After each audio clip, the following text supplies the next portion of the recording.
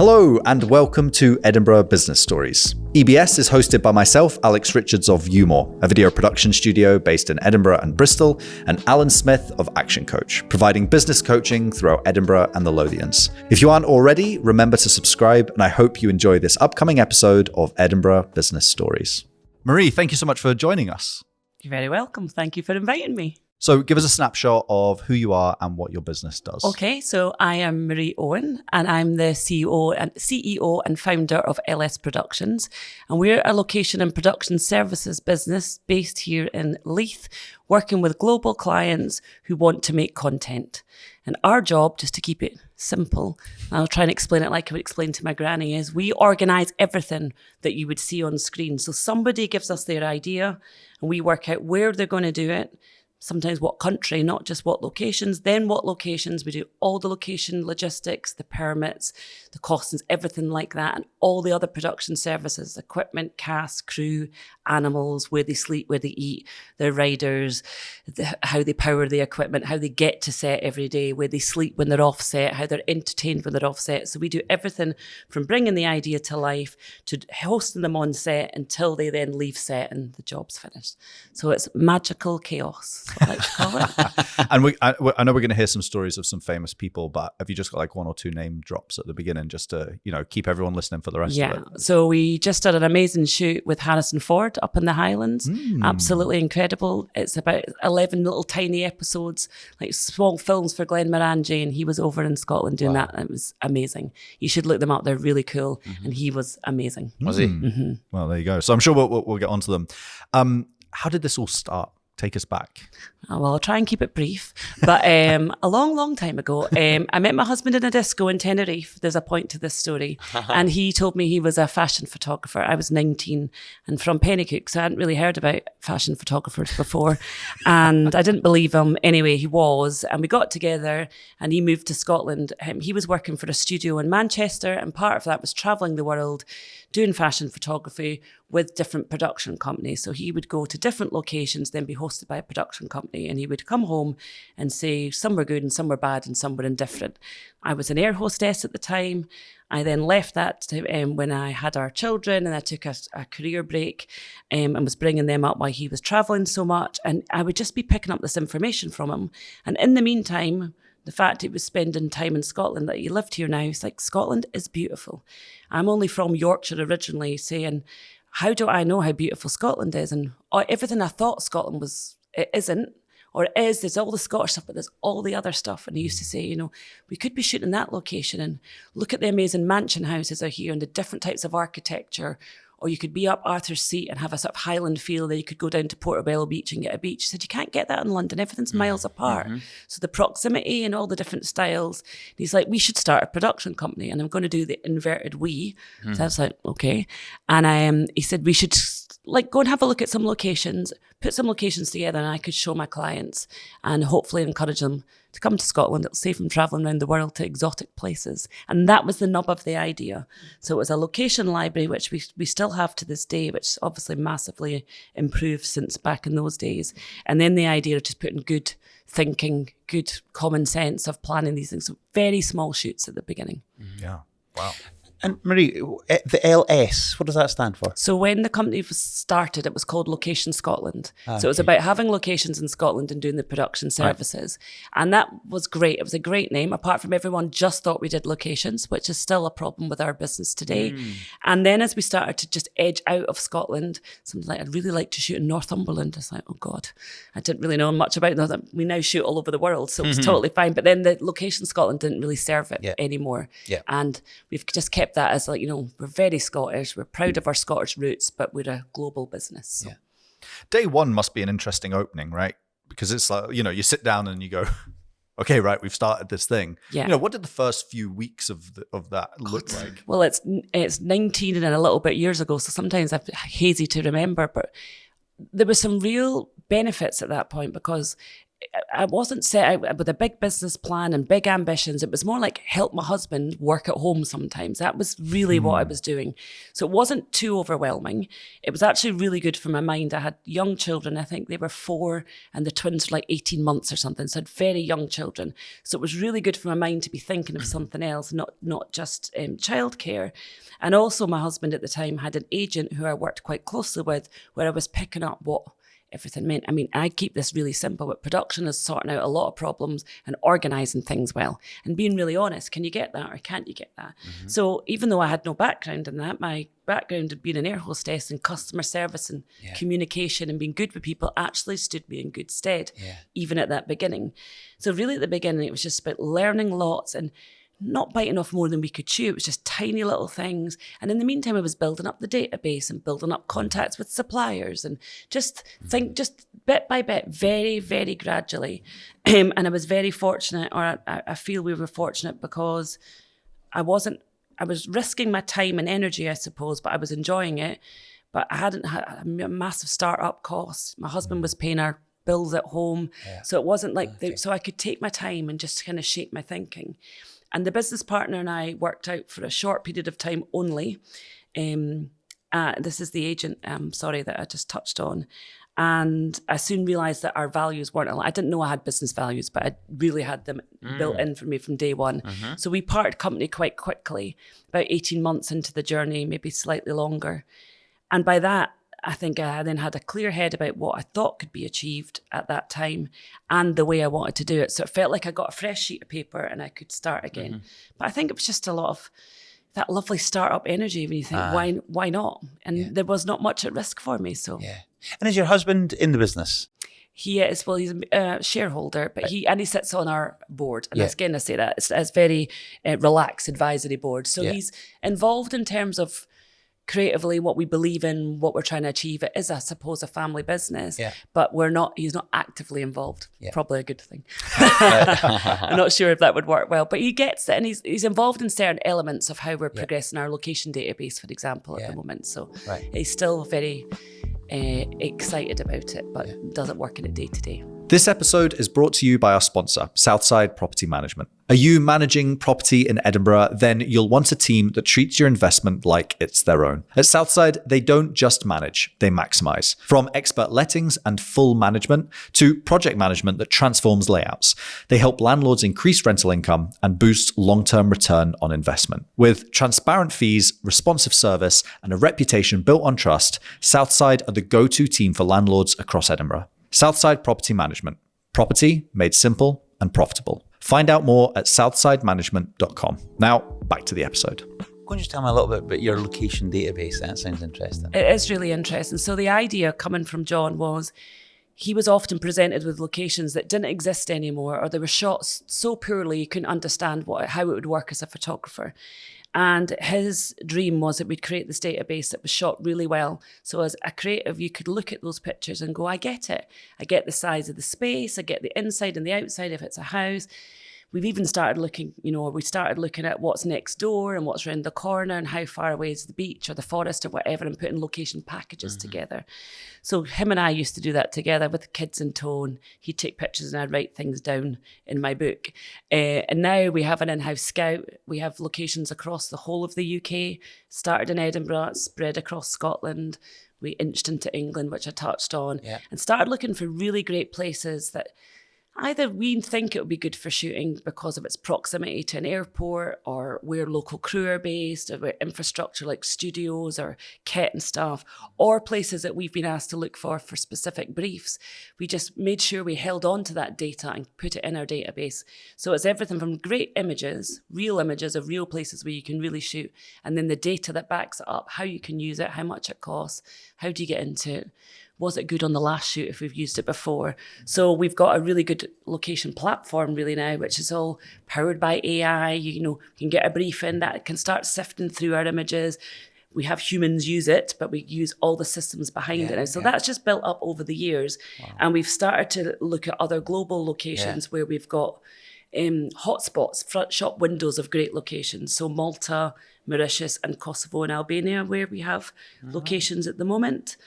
And that's for all good reason. Different kind of weather to the UK, different kind of costs, also different kind of facilities. Like Malta has a big water tank. That's really useful if you need to do anything with a controlled water space. And all of these countries have interesting tax rebates for different types of projects. So our job is, now where would you think we should take the shoot? Certain things will suggest certain places, how it looks, what it needs, and what kind of budget people have got, and where they could maybe make some cost-effective decisions.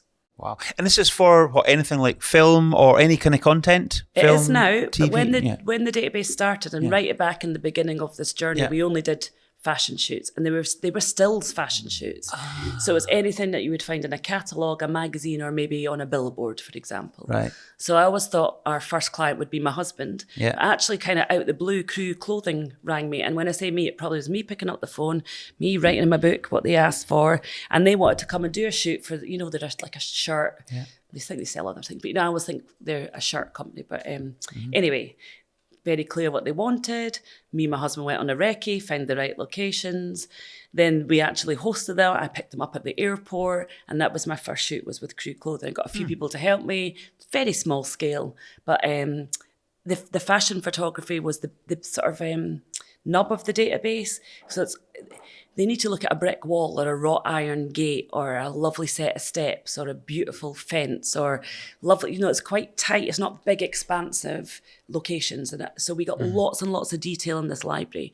Or we would maybe say, go to this stately home and you can shoot in the hallway that's got a marble floor, and then you can shoot upstairs in the bedroom to do pajamas, and then you could go downstairs and stand by the car or whatever it is. So you could get lots and lots of looks, but in one place.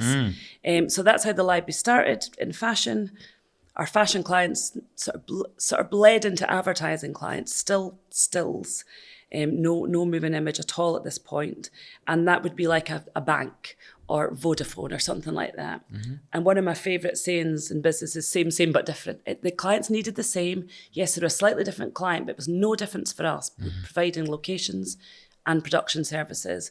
But from there, the advertising clients started to ask us if we could do their TV commercials. And I got a bit stuck then, because I was like, well, I've blagged this long enough. I don't really know how to make a commercial, which we can come back to that. But also it started to make us think, what other locations? So we started to recce things like airports and supermarkets and huge big fields and things that maybe the fashion clients didn't need. And now we will do a lot of work in film and TV, and they need locations like that. So we still have a very mixed database, but a lot of detail and a lot of big stuff too. That's cool. So I feel like I want to do a live test. I want to be like, if I'm in Scotland and I wanted a big archway, where should I go? I would suggest you phone my location team. Great answer. But it is. But they would know. Yeah, that's so interesting. Us, there is. It used to all be in our heads. Now it's in our systems. Yeah. And obviously our heads help power that system. What worked well? What great arts have we used before? But what other great arches do we know? Or, we get asked for tunnels a lot. We know where good tunnels are. Not many in the UK, actually. But, and then we can look in our database and say, well, what do we know? But what does our database tell us as well? And that is the sort of exciting future, I think, of the business. Have you got Collinton Tunnel on your database? On your tunnel list? I think we have, but unfortunately, most people with a tunnel want to drive a car through it. Oh, it's annoying. Oh, well. Yeah, So but Collinton Tunnel's lovely. Isn't That's it? my favourite. It's It's my local one. I agree. Favorite tunnel. Anyway, that's my yeah. Oh, you should see my list of tunnels. Yeah, that's so interesting though, isn't it? As the business develops, it's just it seems like such a strange niche to end up in. But it's like, well, where people need a photo of that, like how do they even find it? Yeah, it's really somebody needs to have that local knowledge. Yeah. Often everyone who's in this industry has their own knowledge, but you only know what you know. It's my other favourite saying. So what don't you know? And that's why people come to us. Yeah. People make assumptions about places, or they've been somewhere so they think they have to go back there. Our ability is to help them build trust with us, to say we will find the right place. It's going to be the right thing for your shoot, for your budget. And having this location library not only inspires people to go, oh yes. So like when we took Harry Styles to St. Abbs, I mean, he's never heard of St. Abbs, and definitely neither has the director that we shot with, big LA director. We encouraged them to go to St. Abbs because it fit their visual brief. It worked for all the logistics. And that's the excitement. That's when you're putting your creative heads together and bringing it to life. And for me, it was all about keeping all that data and having that in our systems so then we can help future clients make really good decisions, not just based on what we personally know. And that has been how the company's progressed so far. And what was it like then? What was the community of St Abbs? What was their reaction? Oh my God. They were blown away. We had to keep it very under wraps. A lot of things like this are completely NDA'd until they actually happen. And even for something as big as that shoot, which probably had, I'm going to say 150 people or something like that on the shoot, and all the toys, the cranes, the Winnebagos, there's no disguising it when you roll into town. But until then, you have to keep things really quiet. And our job is to, decide where to shoot it. So we landed on St Abbs, and then prepare it all for Harry and his people and the director and his team and everyone to roll into town. So that's that. We probably don't get more than about 10 weeks notice of this type of stuff though. So it's very fast paced. And often then it goes down to just ground. You're going onto the ground, knocking on doors. Hello, we're making a shoot, but we can't say it's for Harry Styles because we can't. They leak it to the press. We cause that causes safety issues. It can cause overcrowd, all these different things. So we can't entice people. We're about to do this very cool shoot for House. We're doing a shoot. We want to know if we can use your house for the shoot for this. And we sort of prepared the locals, prepare where we're going to park all these vehicles, plan with the council. Do we need any road closures? Speak to the harbour master because we needed to use a boat. Everything. So we need to prepare everyone and everything for the shoot. Then they roll into town, and it's pretty obvious because he's very famous, obviously, who he is. Yeah. And again, he was lovely, like gorgeous person, so kind to everybody, as were his entire team. Yeah. But he had a team of Gucci people with him because he only dressed in Gucci at that time. I don't know if he does now, but so everything he wore was Gucci with a Gucci entourage in St Abbs, which blew my mind. And we were using so many of the locals' houses and gardens either to hold equipment or like for green rooms or for the set. Like there's a great cafe in St Abbs. My favourite cafe does the best seafood chowder. Honestly, amazing. Mm-hmm. That was closed for the day, so they could use it for the scene in the shoot. And just people's faces when it was him.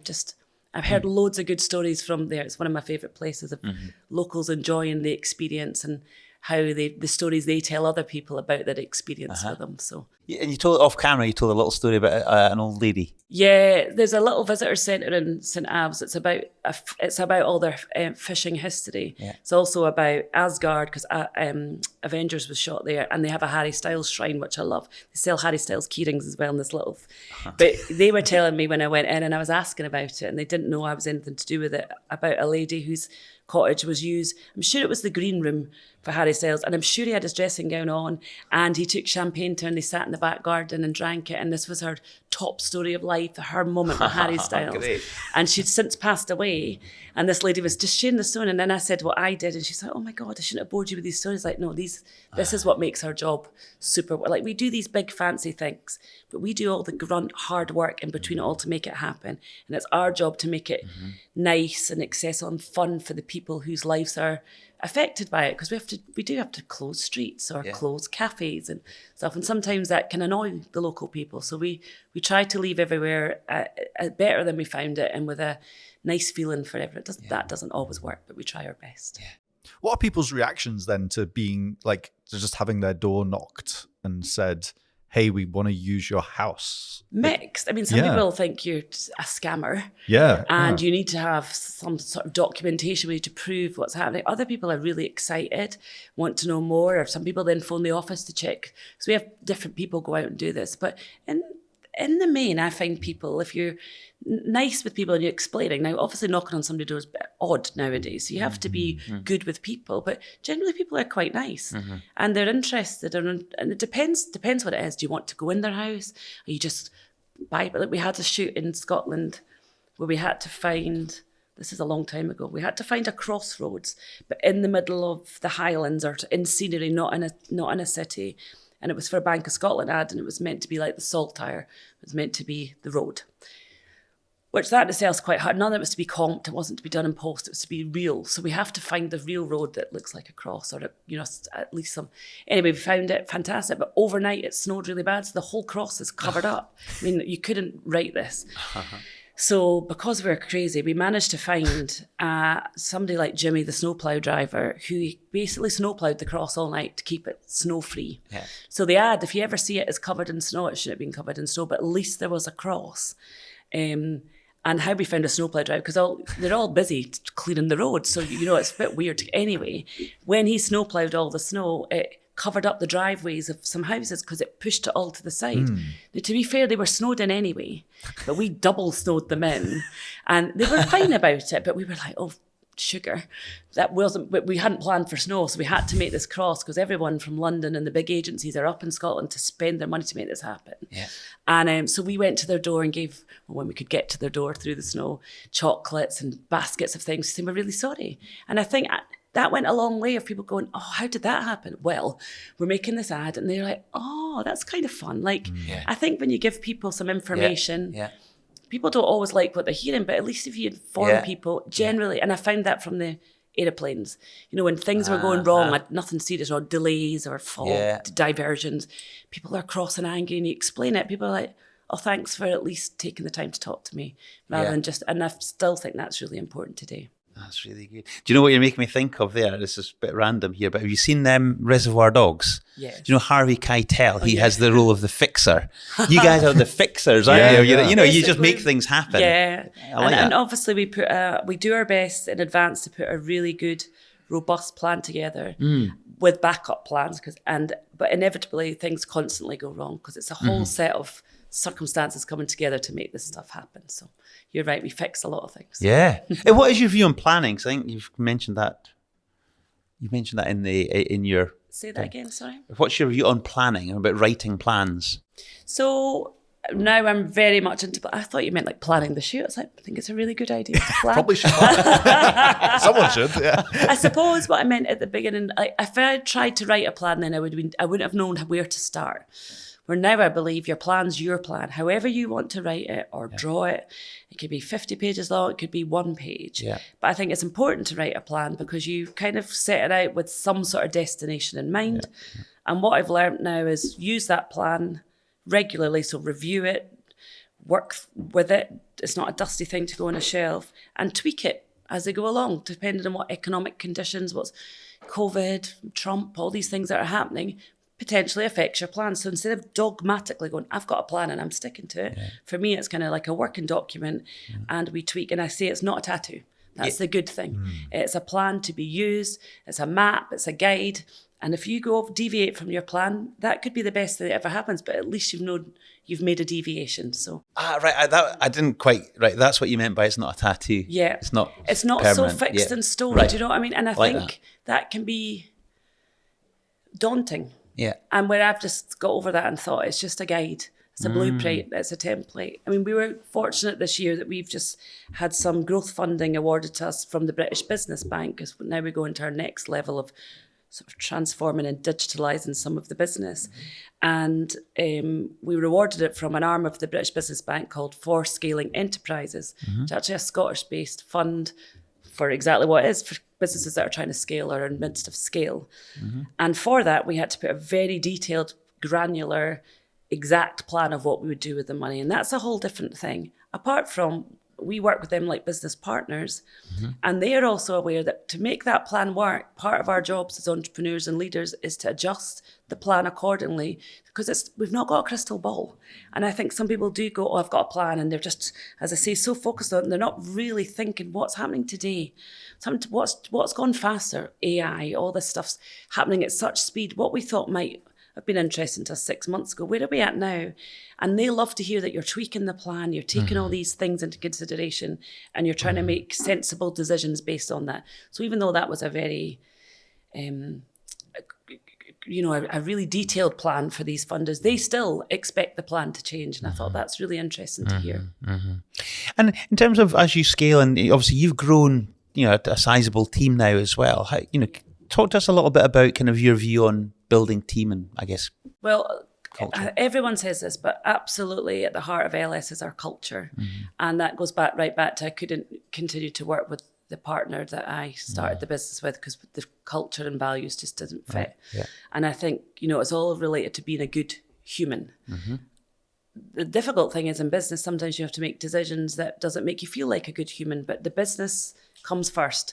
But you can still do it with humanity and integrity and humility and all those words.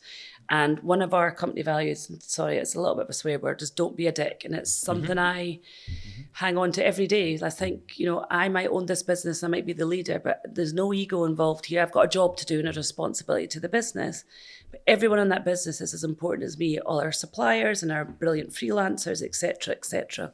And over the years, it started with me, then it was one person came and worked with me who worked with me for 10 years, but then that relationship ended. So stuff changes. Now I'm still really friendly with the girl that worked with me for 10 years. But it was time for us to, so you build teams, you bring people in, but sometimes you have to let them go, or sometimes they choose to go. And that took a long time for me to get comfortable with that. Because I would sometimes see that you were failing or hurting somebody's feelings. But actually it's not, it's healthy and it's change and it's evolution. But I think the culture and the team building is a whole part of the business that needs looked after daily, all the time. You get into a good place and then something else changes. It's like bringing up your family or something. It's a never-ending job. And that sounds negative. It's not meant to be like that, but something that needs a lot of energy and input. And I think you have to articulate how important it is. It doesn't just come from me. I expect it from everyone in the business. So it's everyone's responsibility to help with that culture. And things do change. We're going through a big change at the moment where we're downsizing the sort of full-timers we have in the business. And for various good reasons, and most have actually taken voluntary redundancy. But as the business has grown out of Scotland, the fixed team we had here, and a lot of our business is happening out with Scotland and out with the UK, the way we run these shoots is going to be more on a sort of freelance and agile basis, which I'm sure we will continue to work with some of the brilliant people. But these people also are going on to do brilliant other things. It's their choice to leave too.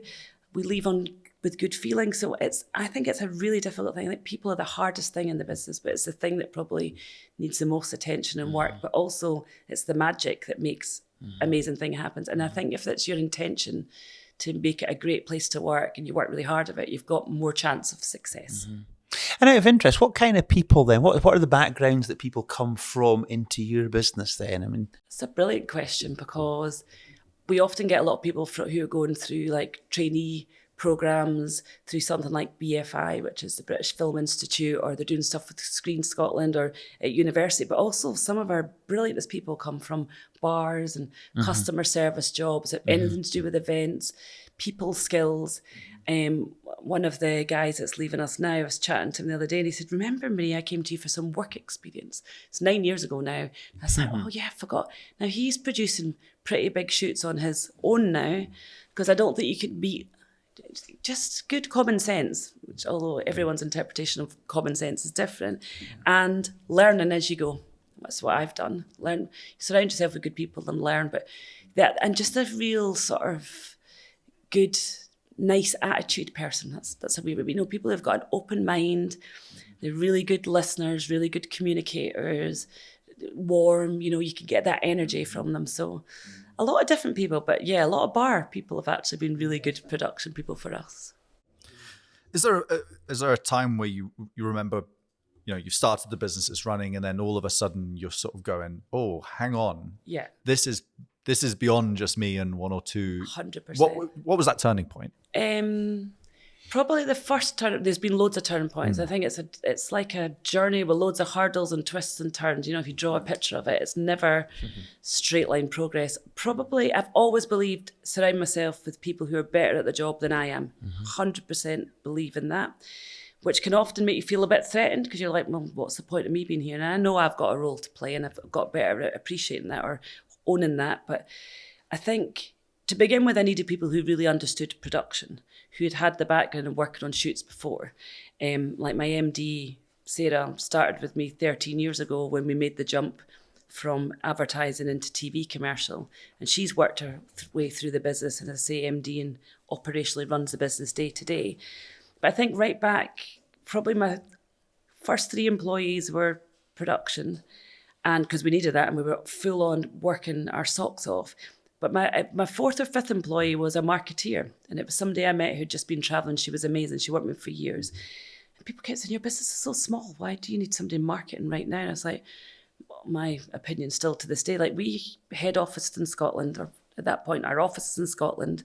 So many people don't know about us. And I think we need to shout loud, gather intel, talk to the market, and go and find out what's going on, and get somebody in who can do that really well. And I think that was my first turning point how do you start structuring this into a proper business and bringing somebody like her in then with that thinking.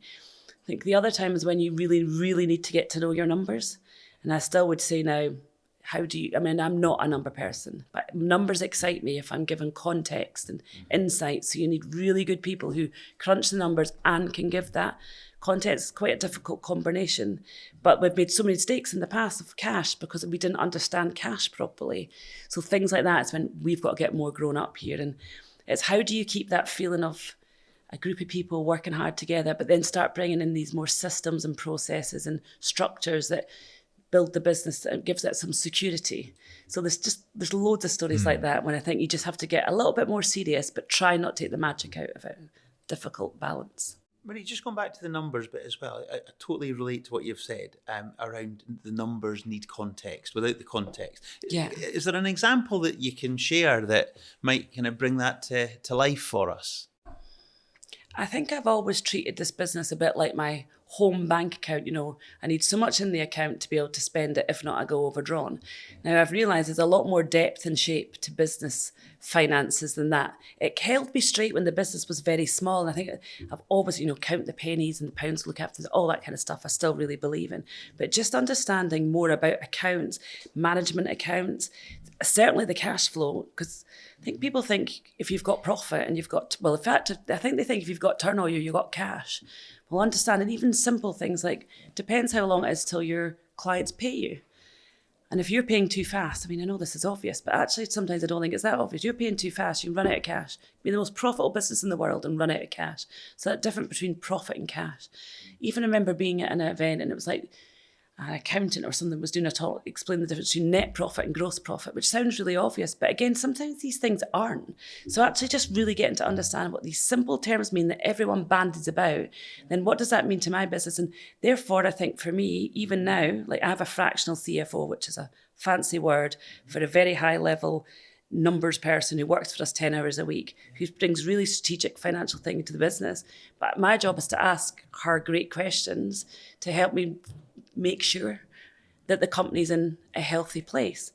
And sometimes people will only tell you what they think you want. They would think you want to know. Is that the right sentence? Yeah. Mm-hmm. And I want to know everything. So we've even things like putting dashboards together. What's our KPIs? How do we look at that on a regular basis? Be it we want to see it daily or weekly, but we can go into the business and really get a picture rather than the picture of what happened last month, the month before. And that's things that have tripped me up in the past. Yeah. The numbers were too out of date. What's happening right now? So lots of examples. And I could not be the CFO, but getting to know those numbers and feeling more comfortable with them has been a big part of my journey anyway with the company. I think a big step for many business owners is replacing themselves as MD. I'd love to hear a little bit of that story. Brilliant.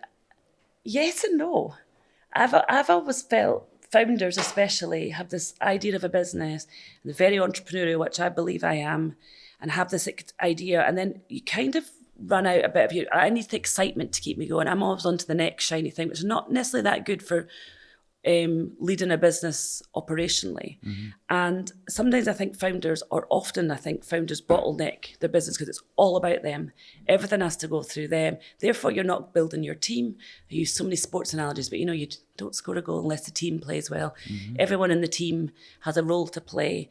And in my mind, I've always wanted my business to not be about me. I understand I have a part to play, but I wanted many people to be visible in the business, and I wanted to be able to step aside from the business and look at other opportunities, even for the business, without the business relying on me day to day.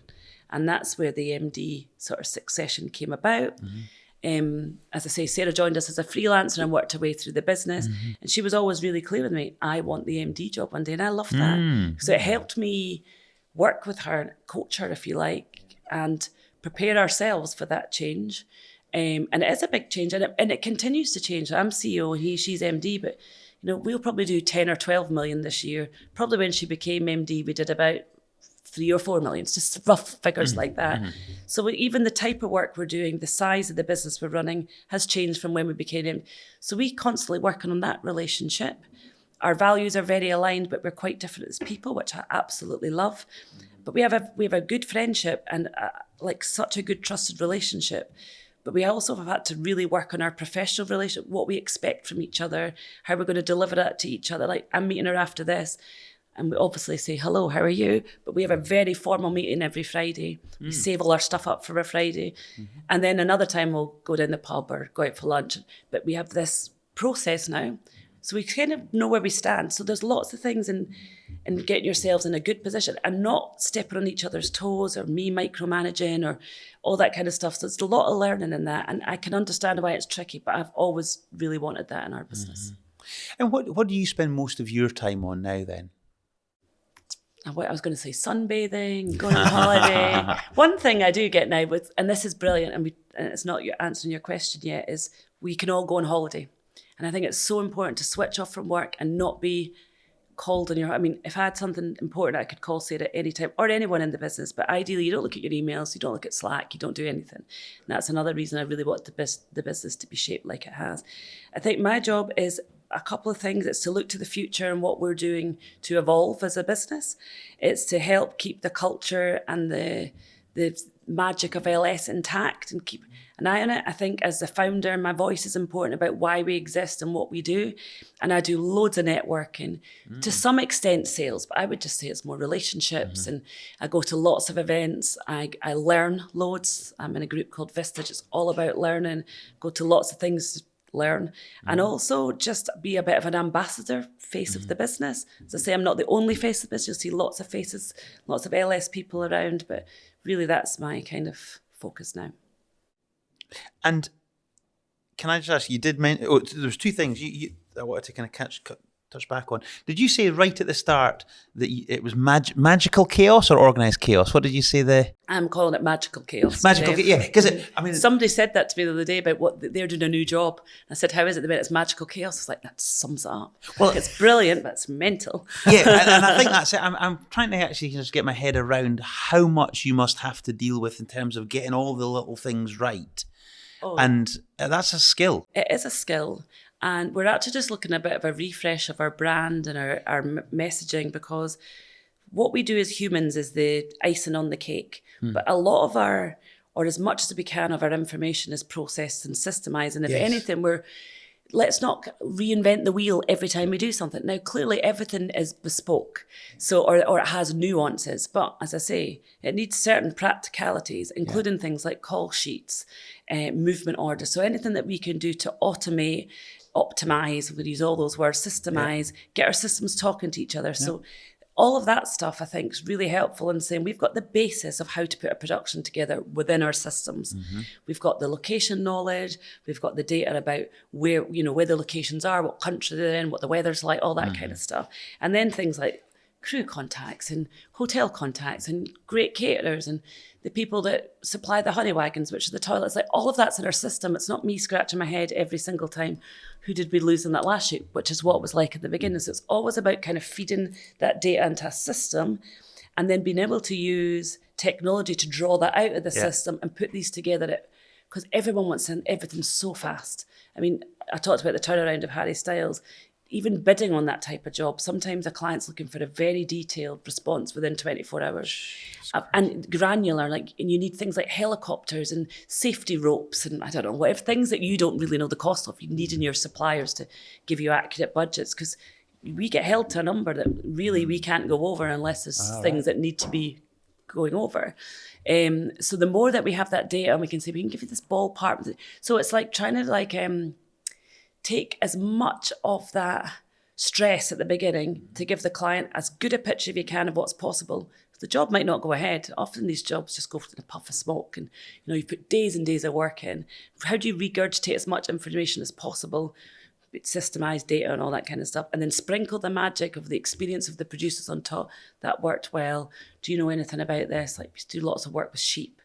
It's weird. So remember that sheep farmer? He was really good. oh, remember we had everything about what type of sheep are available at what type of year, let's look up the sheep info. So there's that general chat in the office. Yeah. Now we are hybrid workers, but we more and more coming in a couple of days a week because I just think you could share so much.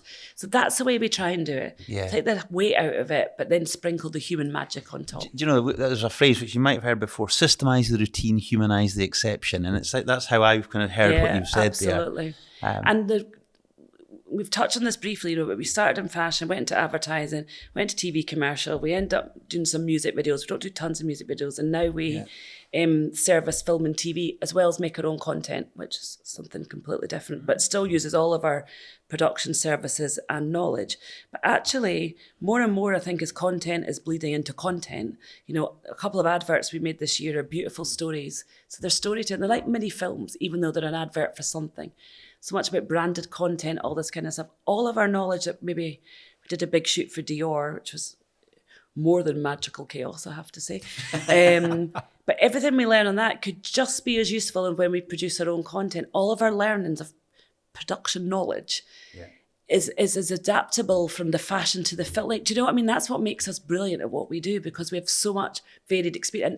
And the way the world's moving now, it gives us even more chance of success, because we aren't really just stuck in one niche or good at one thing. Mm-hmm. And so many things are blurring together now. So it has been really helpful to us. Mm-hmm. What's the wackiest request? I was trying to, there must be, even just being honestly, helicopter. I'm like, oh my God. See, this is the thing. We get quite complacent with that, because even that helicopter, we're like, on that helicopter story, I'll tell a quick story. The guys who were going to fly the helicopter, and this was a different Harry Styles music video. Harry Styles actually going to dangle out of the helicopter on some sort of safety wire, obviously, and fly about the sky. That's for Sign of the Times, which is one of his songs. And you can see this. Mm-hmm. So we thought a stuntman or person would do that. And we had a really disgusting mask made of Harry Styles that he was going to wear. Anyway, Harry Styles actually did it, and he went bloody high. We're insuring this whole shoot as well. So we've got helicopters, Harry Styles dangling out the bottom on the Isle of Skye, I could tell loads of stories about this, but when the guys were planning in our office, I swear to God, they had 2 miniature toy helicopters, which they were flying around each other saying, we'll roughly do this position. Now, clearly, they had done a shoot where they had Barack Obama dangling out a helicopter. So these guys really know what they're doing. They're obviously super special, but they're really modelling it out in their heads. Clearly, there's much more planners, but I remember just being in the office with Sarah going, oh my God, she was white as a sheet. I'm like, oh, this really is. We've still got those little helicopters.